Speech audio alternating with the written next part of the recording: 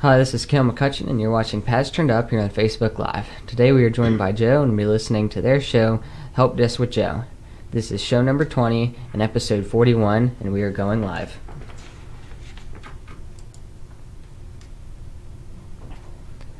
This is Kel McCutcheon with the Pads Turned Up studio here in Spencer, West Virginia. You're listening to Help Desk with Joe. This is episode 41 and show 20. Make sure to tune in for more podcasts, information, and music.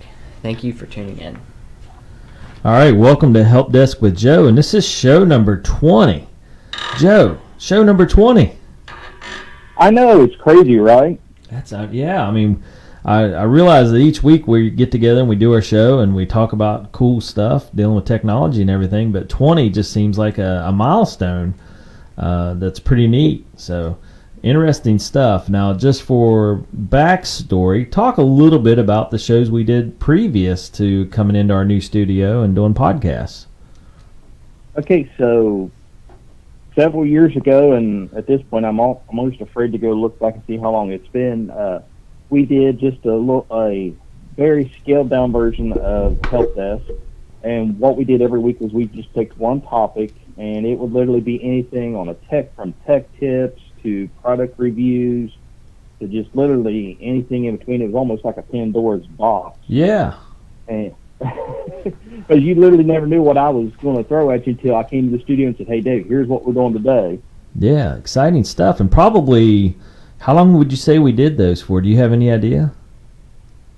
Oh, we did them probably 3-4 years. I mean, that's what I'm saying. I'm afraid to go look and see. Yeah, it's kind of crazy. Huh. Anyway, well, that's a little stroll down memory lane, and as you said, we did it 3 or 4 years worth of shows, and more like a Between the Ferns type setup where we just discussed things and had a laid back show. And now we've kind of upped our game and started over with the numbering again, and now we're at 20 already in this new platform. So good stuff. That's exciting. I don't know why, but today that just kind of hit me. Show 20. So. Help Desk with Joe, show number 20. Here we go. So with me, as always, I have Joe from A&M Digital Technologies, and the lady behind the scenes that really powers everything, Cena, and local to Spencer, West Virginia here, and always helping folks out with their technological needs and keeping us aware of the latest scams and what you need to help you with your personal life, and also doing business and commercial work. So good stuff across the board. And now that I've drug us way off topic before we even got on topic, let's start out with news update number 1. Joe, you got some stuff about ADHD and some treatment options that involve technology. Yeah, USA Today reported, and this one threw me for a big loop, and Dave, I know we discussed just briefly before the show, and I can tell just by your reaction, you was just as shocked as I was. Yeah, it's I don't even know what to think, so I'm waiting to hear more details. Okay, so the U.S. Food and Drug Administration, the FDA, approves for the first time ever a video game treatment for children with ADHD. Yep, and that's kind of crazy. My comment to you when you told me that was, wait a minute, the Food and Drug Administration is food and drug, and now they're delving into technology to treat ADHD, which is kind of crazy. But, okay, so fill me in. Tell me what I need to know here. Okay, so the FDA announced on Monday that they worked with Boston-based Achille Interactive Labs with this video game type of treatment, and this for the first time ever. The video game is called Endeavor RX, and this isn't your standard video game. Like you're not going to be able to go to Walmart and pull it off the shelf, and you won't be able to go on like your console or the App Store and just say, "Hey, I want this game," and download and start playing it. I think this is the piece where the FDA steps into play, that you actually have to have a prescription to obtain this video game. And what's it called again? Endeavor? Endeavor RX. All right, Kale's going to look it up for us here while we're talking through. So tell me, I don't know. I still need to grasp the idea of the FDA playing a part in this. So what specifics do you have? Because I'm intrigued now. You got me intrigued, Joe. This is interesting stuff. So the game has been designed for children ages 8 to 12 that have certain symptoms of ADHD. So from what I'm gathering is it's not like a blanket treatment. That Right. This is like if you have if you have checked certain boxes of the ADHD Right. spectrum, that this is a possible therapy.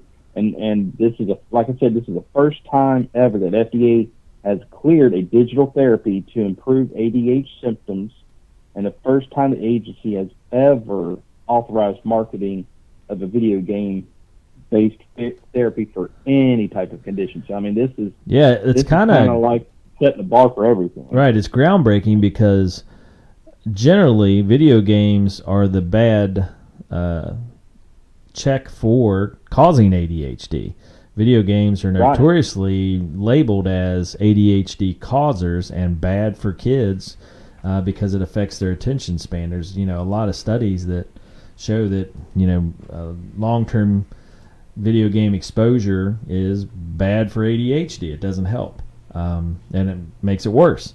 But so this is going the opposite way. It's a polar end of the spectrum there. So what other stuff you got? Because now I understand the point where it's going to target specific ages, and you have to have a specific category checked off in your diagnosis in order to qualify for it, and it's got to be prescribed by a doctor. Do you have any other details? The only other details that I have on this one is when the FDA approached this to do the research and do their due diligence to actually authorize this as a treatment, they looked at multiple studies. And these studies ran over more than 600 children. And the video game is actually a game that it shows a character traveling through a race course-like path on a hoverboard. And I don't know, how the game entails all that. I couldn't. The information was rather limited on what I was able to find last night. Right. As far to, what the video game entails and what the graphics look like and all that. So it's uncharted waters, and it's, from my standpoint, it's kind of exciting to see where things go. And Dave, you and I know both are the what they call the classic or old school video game enthusiasts, the Ataris and the NESs and Super Nintendos. And as you said, over the years, video games kind of taken a black eye on things as this is video games are bad, and they cause ADHD and blah blah blah blah blah. So actually, make this a kind of a turning point and say, hey, maybe video games aren't so bad, that it's just like video games are just like everything else. It's good in moderation, and there's actually good benefits from it if used in the right situation. That's there's definitely a lot of access now to information, so that makes it interesting. I'm still skeptical just because my background's in psychology and, of course, child development. I'm still skeptical.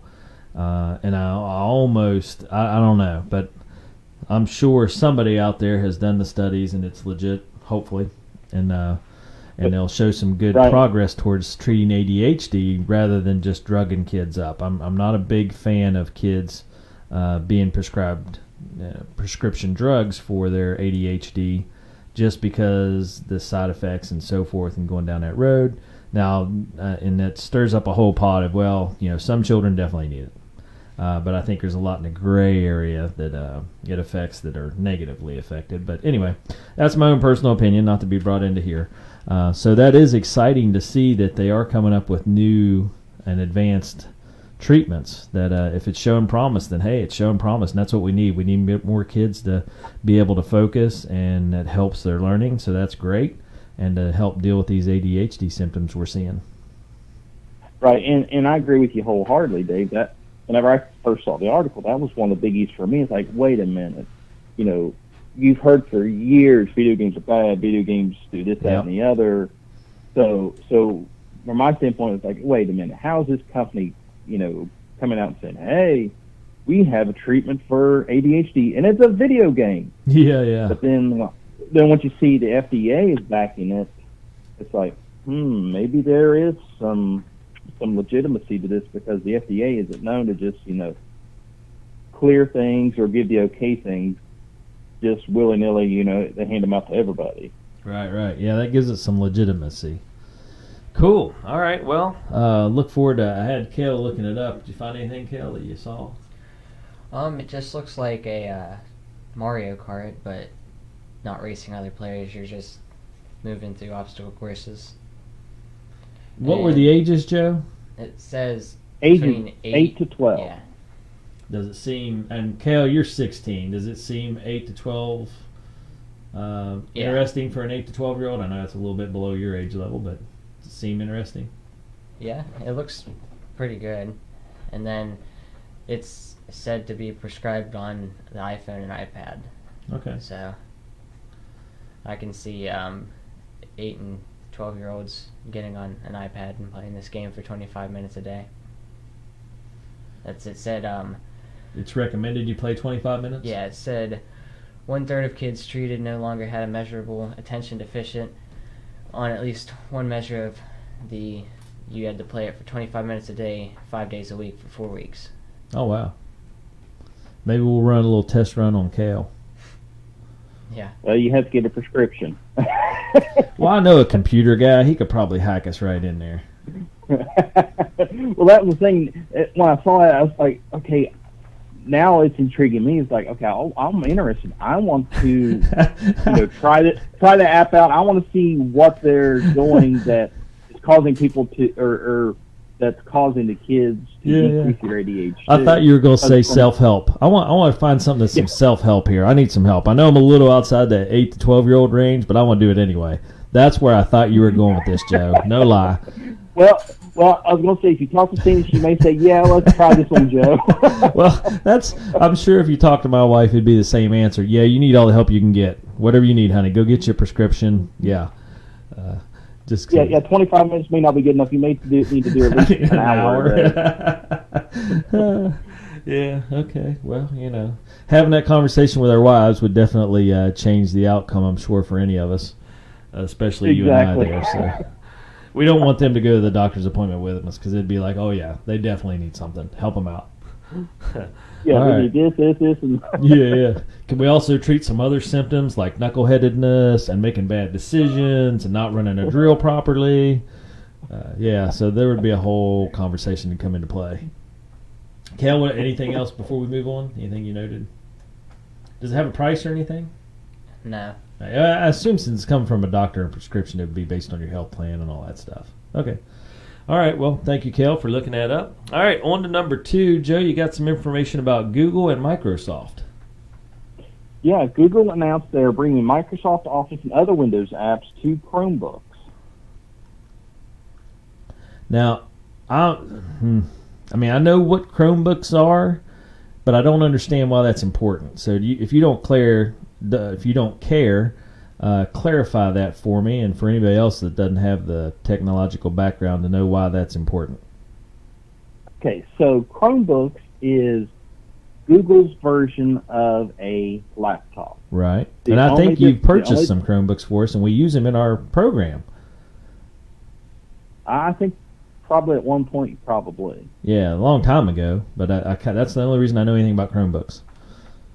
Yeah, the only difference with Chromebooks is instead of, you go to the store, you buy a laptop, it has Windows 10, and you load all your apps. When you buy a Chromebook, it's running basically just a Chrome browser.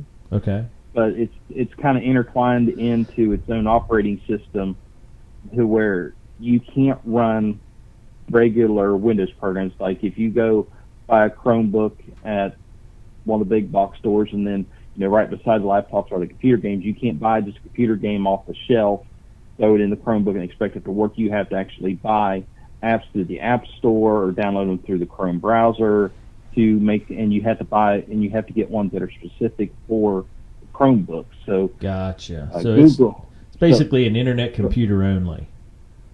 Exactly. Yep, that's where I remember we had this conversation back when they first came out about possibilities in the after-school-ish programs, but the problem was if you needed Excel or Word or anything like that, I believe you couldn't get it. Does that seem right?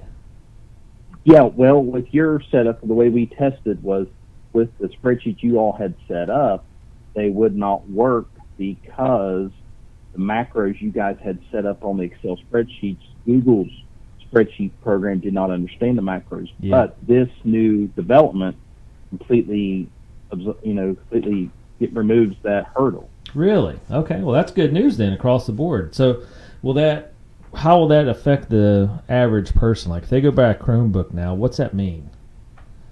So, if you buy a Chromebook, Google has partnered with Parallels, and Parallels is a program company that has been around for years. They really, what made their claim to fame was they was a company that was synonymous with Apple computers. Okay. If you bought a MacBook and you needed to run Windows programs, like, for example, Microsoft Office or any other type of Windows program, 99% of the time you had to buy what the program called Parallels. And what you do is you install it on your MacBook or Mac desktop computer, and then it would actually give you the ability to run what they call a virtual machine, and you just basically install the program and load Windows, XP, Windows 7, whatever, and then you'd have a full-blown Windows machine on there, and you could run your Windows programs on that. So Parallels is expanding their coverage into the Chromebook world, saying that, hey, now Chromebook, you can run your Windows programs just like you could run your Windows programs on Mac. Nice. So, and I remember a little bit about us talking about Chromebooks. They didn't have a lot of like internal memory and stuff like that because it was specific just to run on the line. Right. Does that change anything? Like, how do they run the Microsoft packages then? Or is it just online Microsoft stuff? Well, over the years they've expanded their storage. So the story says that Google's partnering with Parallels to bring native Microsoft Office applications and other legacy enterprise window applications to Chromebooks. They're looking at the future of Chrome OS for enterprises, so that's the whole reason they're doing this. Is Right. They're wanting Chrome OS to be in large enterprise businesses. Right. Now, so Chrome OS is. Well, let me ask you in a different way. Maybe I'm probably asking the wrong question, but in a different way, does that make the Chromebooks more like a laptop then? Yes. Okay, so that's the direction they're going. So the Chromebook will be more like buying a regular laptop that would have more internal storage and stuff like that then. Right, because always before, they've had this option for a while, but you've had to been able to keep the device connected to the internet. So if you used a Chromebook to travel or whatever, you had to be a constant connection. But with this new Parallels desktop being integrated, built into the Chrome OS, you will actually be able to access these applications like Word and Excel and all that offline. Nice. So Okay. like you said, it's turning it more towards a laptop instead of a constant connection device. And I assume the price will go up then because they were fairly cheap just due to the internet-only application. Well, over the years, Chromebooks have expanded, and like you said, there are still some cheap ones, but honestly, there are some that they have advanced so much, you're paying just as much you can pay just as much for a Chromebook as you can a regular laptop. Oh, wow. So they're in the laptop game either way then. Okay. Right. But with the Chromebooks, what makes them a little better, per se, than a regular laptop is you basically have a sandbox.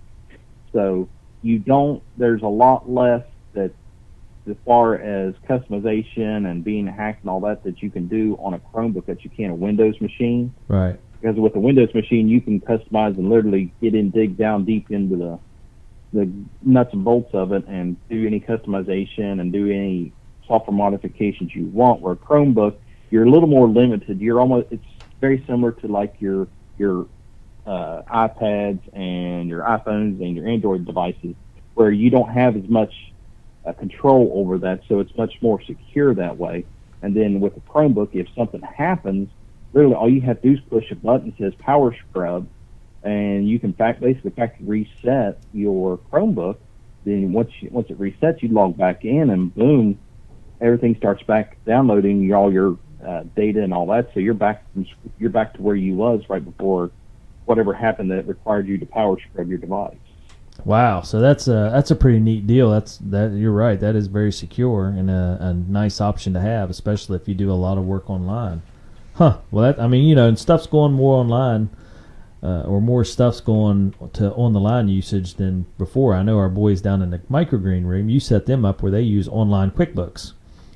And that was surprising to me because, I'm used to old school. You buy QuickBooks, they send you a CD, or you go to Walmart and buy it in a CD box and you insert the CD and it stays on the computer. But now it's all online, so they access it. I can access it from my desk and computer and see everything that's going on inside that business model just online. So it's pretty neat to see that those kind of capabilities are going that direction.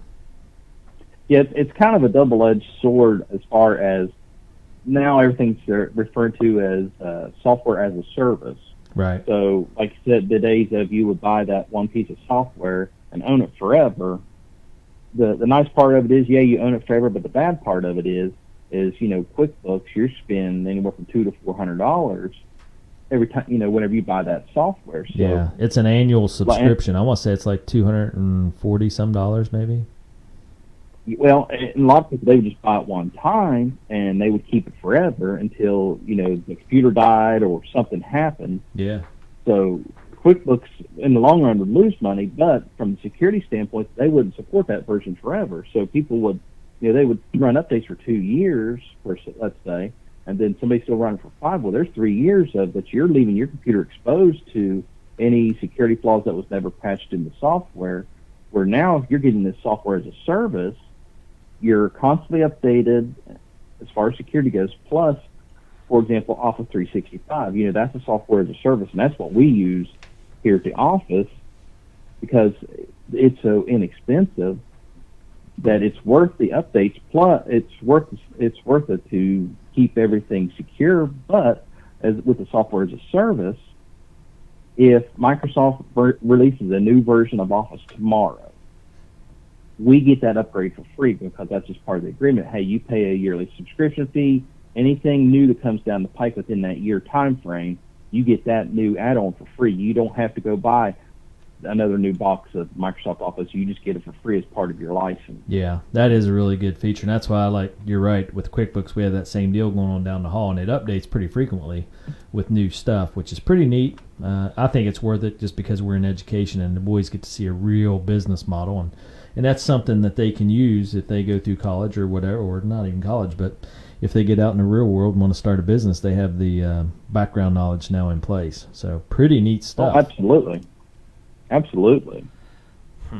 Okay, well, on to the third news update. Tell us a little bit about Verizon's news.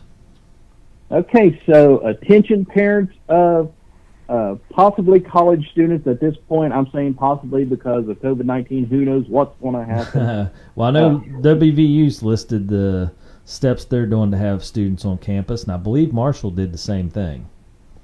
So they're going to try to open, as far as I know. Yeah, I saw it on the news this morning. They were talking about WVU students will come in, and they'll get a little welcome package that will have masks and hand sanitizers and some of the CDC policies and stuff that they'll be following when they go to class and live on campus. So it looks like it's going forward. As of right now, but as the many discussions you and I have had within the last few weeks and discussions my sister and I have, she's a teacher in Wood County. Yep. It's a moving. It's like everything else. It's a moving target. And literally, what do you think might be Plan A today? That's Plan Z tomorrow. They got a completely different Plan A. Oh yeah, and we're on calls with the Department of Education once a week now, and it's kind of crazy because it changes every week. So, yeah, it's hard to tell. It was. It's kind of good because I hate to see students lose out on their college experience. But then again, it's also scary because it's a risk, I guess. So, but anyway, so tell us about Verizon and their role in this. Okay, so if you have a college student and they have Verizon's offering up to $25 per month discount on your cell phone bill, and I'll discuss the details. Nice. So they're offering anywhere from $10 a month for a single line, or $25 a month discount on 2 lines for subscribers that have its various unlimited plans. And this new offer is going to start on July 2nd. So if you go in today, it's not available. It doesn't start till July 2nd. But here's how to get the discount. To get the discount, the student in question has to be the owner or manager of the account. Okay, So, wow. for That's a little tricky because how many kids have their own cell phone account? Exactly. So if you have the kids on your and Cheryl's account, so Kel you'd have to either move Kel over to his own plan, or you'd have to move Kel over as the account owner, account manager over that to be able to apply for the discount. You might be onto something here, Joe. Maybe it is time for Kel to get his own account and start paying his own cell phone bill. I kind of like the direction this is going. How about you, Kel? I'm good. Not worth a $25 discount for you to have your own bill and pay for your own stuff? I don't think so. Man, all right. I had visions of a lesser cell phone bill there for a second, Joe, but I guess it's not going to happen today. And then reality slapped you in the face. Yeah. I think I saw Kel getting the cold sweats when you talked about him having his own account. So only one discount can be applied per account, even if both members are enrolled. And it's only valid for customers with a maximum of 2 phone lines. So you can't just put your college-age student in charge of your larger family plan either. So literally goes back to Kel has to go get his own account to get this. Yeah. Well, that's good. That's good for college students. I mean, I don't know. I assume you get, the 19, 20 years old, you get off your parents' plan, and you could get that discount. So that'd definitely help out college students. That's a good thing. So nice. And the deal's valid for up to 4 years. Now, there's some hoops you have to jump through. Every year or annually, you have to provide documentation proving that you're actually actively enrolled in undergraduate, graduate, or postgraduate college. Oh, that's fantastic if it goes up to postgraduate, so somebody working on their master's or doctorate can get that as well. That would definitely help out the younger people. I'm a big fan of that, and I really don't understand, just on a side note, like younger people have to pay the most taxes, and it's kind of crazy. So that's the soapbox I'll get on for the day. When you're young, you're in your 20s, trying to buy a car, trying to pay your own bills, trying to rent an apartment, trying to whatever. Man, you pay 30% of your taxes. You get older like me and have a family, I pay less, but I'm more established and have a higher wage and have more established credit, more established lifestyle, and I pay less in taxes, which it's really hard. I really feel for our kids that come through our programs and the college students that work for us and stuff, when almost a third of their paycheck goes to taxes. I'm like, shoot, they're already struggling, and now we kick them in the knee. But oh well, that's how our tax structure is set up. And that's one thing I never understood is, when you start out, you're out on your own, you're trying to pave your own way, try to get a vehicle, whatever, credit cards or whatever, and they do they do the famous credit check. Well, you don't have a credit. Yeah. How are you supposed to get it? I'm 19 years old. Yeah. Well, we're not going to give you a credit card because you have no credit. Yeah, you don't have. Well, how am I going to get credit? Well, you have. Then it's that revolving door of how do I get credit? Well, you have to have a credit card, but you just denied me because I have no credit. Yeah. So you got to find something to make a payment on. You got to find some car dealer to give you the backdoor deal, and we're going to give you a small loan for a small car here to get you started. Oh, yeah, it's a mess. So that's I appreciate any time any company goes and tries to help out younger students like that. I think that's nice because, like I say, they're in the meat of it. If you're in college, most college students are poor anyway and struggling, so that's great that if they can knock off $25 a month, fantastic. That's a good deal. Helping out our students when they need it, that's a real good thing. Okay. And it says it's valid for up to 4 years, but I would not be surprised to see, a year or two down the road that they extend it out further for, your graduates and postgraduates, just because, there's why kick them in, like I said, why kick them in the knee? Yeah. Just because they want further education even more. Well, and honestly, if you're getting your own cell phone and stuff setting up, $25 off a month is huge. That's well worth switching to Verizon, and they'll maintain a customer, I've been with the same carrier for, 12, 13 years now, just because I'm established with them. And, to have that luxury right off the bat, someone saying, hey, I'll knock $25 off. If you got a $100 phone bill, which is pretty standard, I think, nowadays, then, $75 looks pretty daggone appealing. So that's a good way to attract new customers that might stay with them for a long time. So good business move on Verizon's part. All right, well, now it's the favorite time of the show for me, and that's tip of the week. And Kale's nodding his head. He likes tip of the week, too. So let's jump right into it. What do you got for tip of the week, Joe?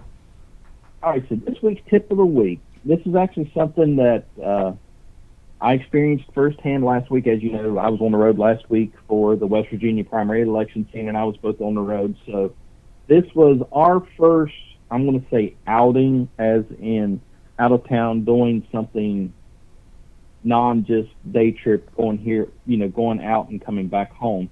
This is our first true outing since COVID-19 hit. So this was a new learning experience for us. There was a lot of things that we were used to on the road that are non-existent or have changed drastically due to COVID-19. So this week's tip of the week is to tech your trip.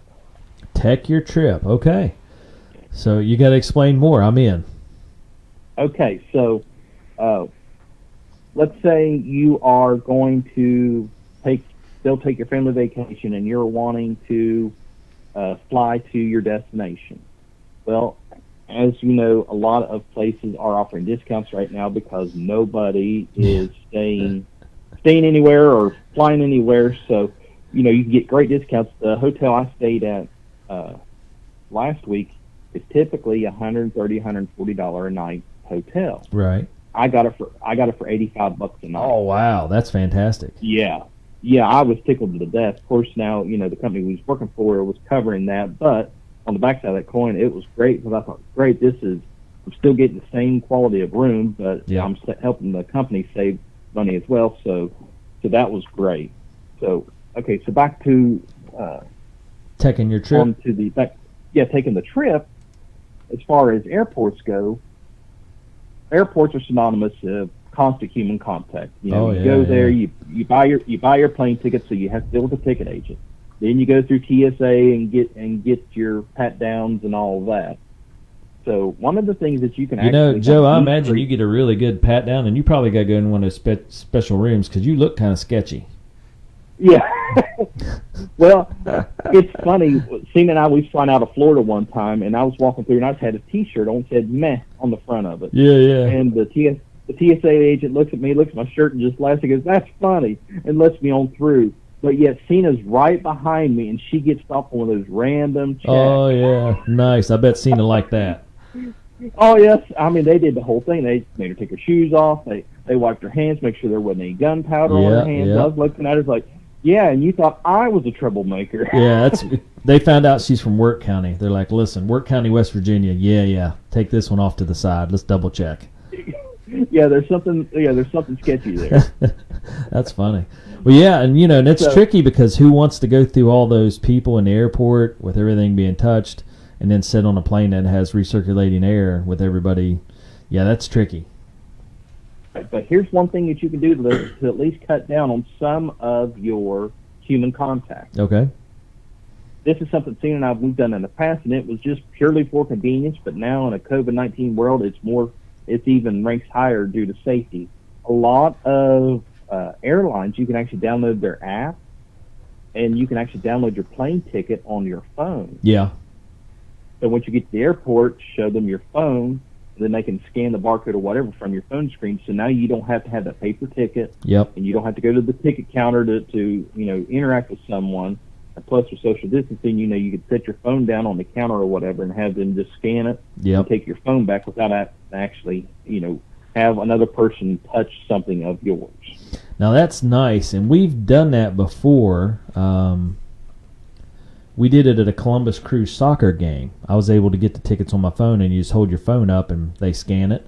And that's been a couple years ago, but that was really nice. And then I remember when Kale raced in Las Vegas, we flew out to Las Vegas, we were able to print off paper tickets where the same thing, scan code. They couldn't do your phone back then, but you print off your tickets and it saved you all that hassle. So it's great to see that you can use your phone for those things as well. That really adds that nice little feature.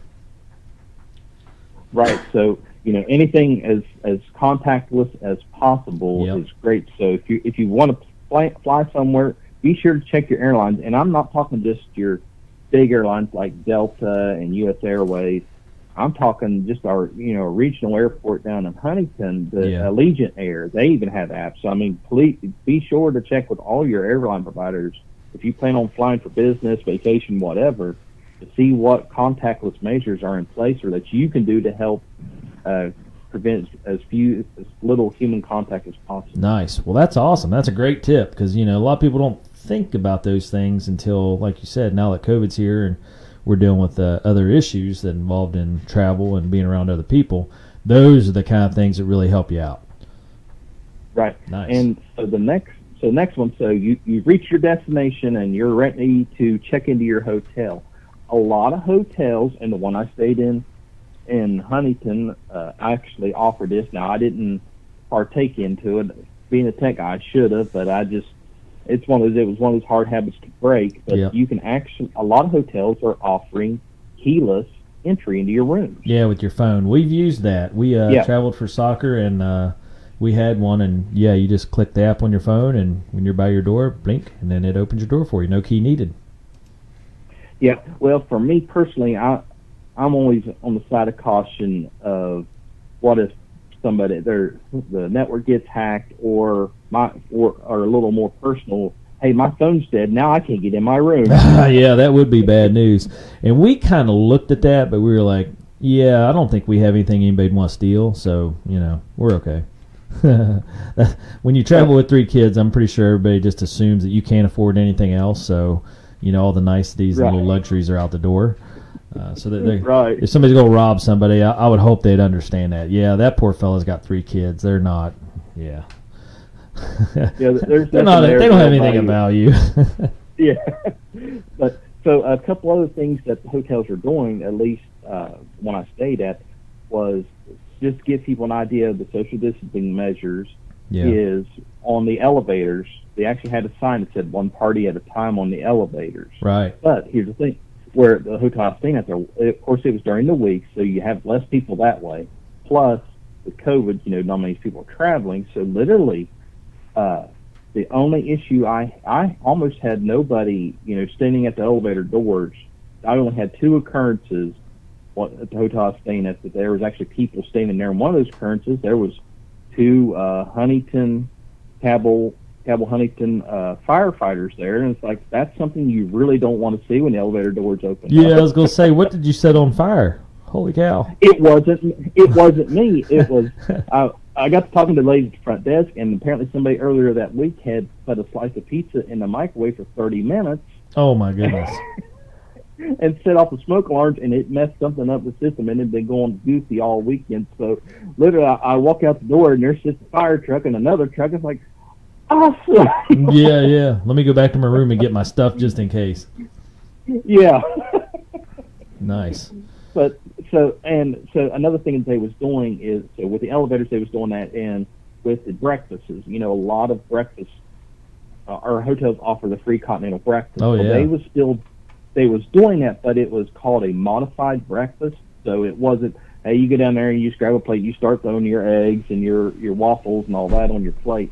They actually had like little to-go bags. Now, with my schedule, I wasn't able to stop in long enough and see how all that worked. Yeah. But one of the things they are offering is like a modified breakfast, kind of like a to-go Nice. bag. Yeah. I'm going to assume it's probably like a little juice box and probably some cereal and stuff like that, which is still great. I mean, it's still great that they're offering that, but to be able to sit down with you and get a hot breakfast, I don't think that option is available. Yeah. At this Well, point. that makes sense. I mean, honestly, when we travel for soccer, there's a million people and kids crammed in there for the buffet breakfast. Everybody's in a hurry because you got your games coming and you got to hurry up and get in, get out and eat, and it's just a train wreck of a mess. So I can't imagine too many people saying, yeah, I'm going to be okay with it, because I struggled to be okay with it when we were there and there wasn't the COVID floating around. Now, yeah, I don't know. It'd be hard because it's just, it's one of those. Yeah, it's one of those. I find myself now, even just on little tasks, that I'm a little more hesitant on. Is like, 6 months ago, I'd have never thought anything about it. But now in a COVID world, it's like, okay, this person touched it. Do I really want to take a chance on dealing with it? So it's a little paranoid. Yeah. On my end. When you got 30 people in the little buffet area and somebody sneezes, I'm just like, oh boy. That was Yeah. back pre-COVID. I'm just, one of those things like, yep, everybody's going to have a cold now or whatever, and now it doubled down on that thought. But yeah, crazy stuff. It's good that the hotels are open and able to serve people still, but they're going to have to make concessions. That's just how it is now. So my last tip is, of course, the most important part of the trip, the eating. Oh yeah. So, and here's one of the things, and this is where one of the things that Tina and I both had ran into, as far as trying to grab a hot meal while on the road. When we travel, we always try to find where the closest Sheetz gas station is, because Yep. Sheetz is open 24 hours. Oh, yeah. And They have a if you pretty need- decent if you want- menu. Right. So if you're wanting to grab a bite to eat, Sheetz is always rely on Sheetz. Sheetz is always there. Well, in a COVID world, Sheetz is still there, but to grab that hot meal at 11:30 at night is not an option at this point. Well, depending on where you live, where we was, that wasn't an option at this point. Huh. Okay. And So- we're big fans of Sheetz because, as you said, when we're coming back from soccer, late in the evening, late at night, whatever, it's easy to go in Sheetz, grab some mozzarella sticks, salad, veggie sandwich, whatever. They whip it up, made to order, and you're out in 10 minutes and you're eating on your way home still. So I haven't been to a Sheetz since this all started, so I don't know what changes they have. So I'm anxious to hear what you're going to say. So when Cena and I worked election night, I finished up after 11 o'clock, and I thought, well, that's no problem. The Sheetz is literally right up the street from the hotel. Right. I'll run in there, grab a quick bite, take the room, and I'll be good to go. Well, they actually closed the online ordering, or actually the food prep part, at 9 o'clock in the evening. Really? So it Like was the no kiosks longer- and everything are closed? Yeah, so I drove by, and there were still people pumping gas and all that, but as far as going in there to try to get a hot meal Yeah. at 11:30 at night was not an option. So what'd you choose? How'd you solve that problem? Wendy's was actually, well, I spent the day while I was sitting there waiting on stuff, waiting on things to get started on the election stuff. I had a little bit of downtime, so I was going through there and looking online, and this is a great tool.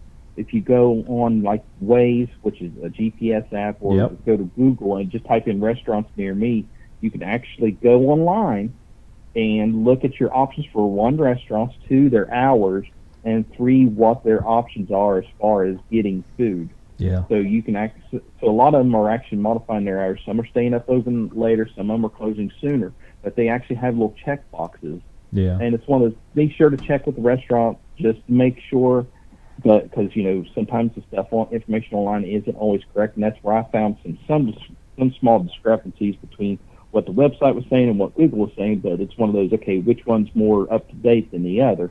But anyway, Well, I'm surprised because I would say most West Virginians would be like, all right, pepperoni roll it is, prepackaged, ready to go, sitting at any gas station. That's usually, like, that would be my go-to answer back in the day. I'd be like, Right. no problem. 2 pepperoni rolls later, I'm great. Yeah. That's a meal for me any day. But yeah, so that's good that you did find somewhere that gave you some hot food for your evening, because after a long day like that, you definitely got to eat something. right. So what's nice is if you just, wherever your location is, you just go on your phone and type in restaurants near me, it gives you the list of restaurants, and it actually gives you the options that they offer. And then you can actually, if it's a larger restaurant, you can actually download the app and get a little more accurate detail as to what your options are, as in dine-in or takeout or even online ordering or delivery. Nice. Some restaurants that didn't deliver before, they actually started offering delivery options. I've seen it on some of the national computer commercials, like Taco Bell and some of those that traditionally don't deliver had started delivering. So I think it's one of those, they partnered with Grubhub. Grubhub, yep. For anyone that's not, if anyone's not familiar with Grubhub and then you travel, that would be a great app to look into to see if that service is offered at your destination, wherever your destination may be. Almost sound like a GPS at this point. Your destination is on the left. Yeah. But Grubhub actually gives the ability to actually go on there, look at the restaurants where you're at, and see which ones actually offer to deliver. And Grubhub is like the Uber version of instead of carrying people around, they carry the Food food around, around. So yeah. you'd order your food at the restaurant, and they'd actually bring it to you. And actually, speaking of Uber, Uber offers Uber Eats as well. So you actually have two different options with two different possibilities of choices. If one service isn't offering that area, the other one might be available in that area. Nice. Well, Joe, those are some great tips, especially as people are looking at vacation and are starting to get back into the groove of travel. That's a good heads-up awareness of what you can do on the line to prepare for your trip and to make your trip easier. So, great stuff. Well, show number 20. Get some kind of normalcy, yeah. Yeah, show number 20 is packed full of good stuff, so that's great to see. And, you know, as always, Joe, you and Cena with A&M Digital Technologies, you power everything here at Patch, as well as providing good information for the community at large, both locally, regionally, and nationwide. And you guys are into a lot of different stuff, so if someone wants to get a hold of you, how can they contact you? Give us a call at our office at 304-927-3588. Check out our website at amdigitaltechnologies.com, or hit us up on YouTube, Facebook, and Twitter at AM Digital Tech on all that. And be sure to subscribe to the podcast. Help us with Joe and Dave. We're on iTunes, Google Podcasts, and anywhere else you can find your fine podcasts. And be sure to share the podcast information and leave us a 5-star review so more people can find us. Nice. Well, Joe, that's awesome. Thank you again. And show number 20 in the books. It's kind of crazy. We're that far along already. It seems like we just started. But 20 shows is roughly 20 weeks. So 20 weeks in. Man, good stuff, Joe. I really appreciate it. And, of course, Cena, the lady behind the scenes doing all the heavy lifting, and A&M Digital Technology. So on that note, I will let Kel take us on out of here for show number 20. This is Kel, and you've been listening to Help Desk with Joe with Patch Turned Up. Stay tuned in for more podcasts, music, news, and updates from our Patch students. Patch, community and children first. And this concludes our Facebook broadcast. You've been watching Help Desk with Joe. We'll be back with more shows. Make sure you tune in and join us next time.